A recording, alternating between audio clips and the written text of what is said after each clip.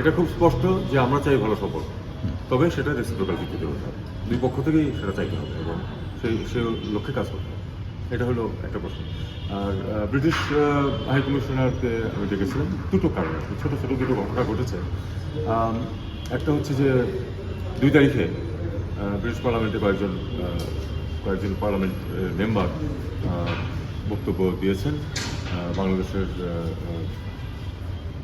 সংখ্যালঘু পরিস্থিতির উপরে, এবং সেখানে কিছু মিসইনফরমেশন আছে, এটা আমি কমিশনারকে জানিয়েছি। আমি বলেছি যে তারা অনেকটাই যে চারদিকে যে তথ্যের একটা ওই প্রবাহ চলছে, তারা সেটা থেকেই মনে হয় যেন তারা নিয়েছেন তথ্য। আর দু একটা সংগঠন যারা কথাবার্তা বলেছে সেগুলিও মোটামুটি ব্রিটেন বেসড, এখানে যারা আছে তাদের প্রকৃত গ্রাউন্ডের তথ্য তাদের সেটাতে রিফ্লেক্টেড হয়নি।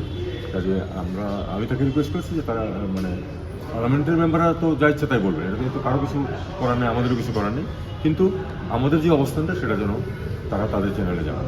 উনিও সাজেস্ট করেছেন যে আপনারাও আপনাদের এমবেসিগুলির মাধ্যমে সেগুলি করেন, আমরাও জানাবো। এটুকু।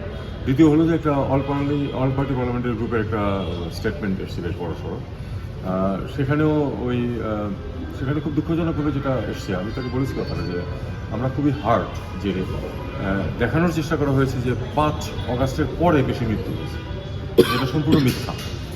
এবং 5 আগস্টের আগে কথা বলা হয়েছে মোট 280 জন, আর মোট সংখ্যা 1000-এর বেশি।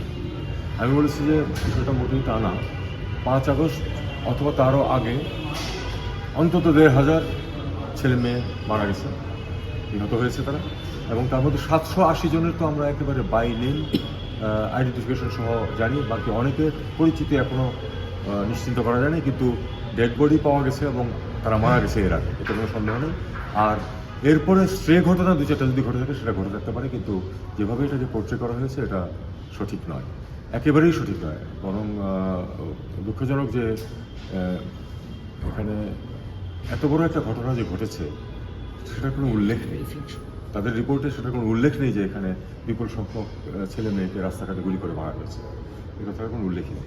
তা আমি বললাম যে তারা বলেছেন তাদের কথা, এখন আমাদের অবস্থানটা আমরা তো ব্যাখ্যা করছি।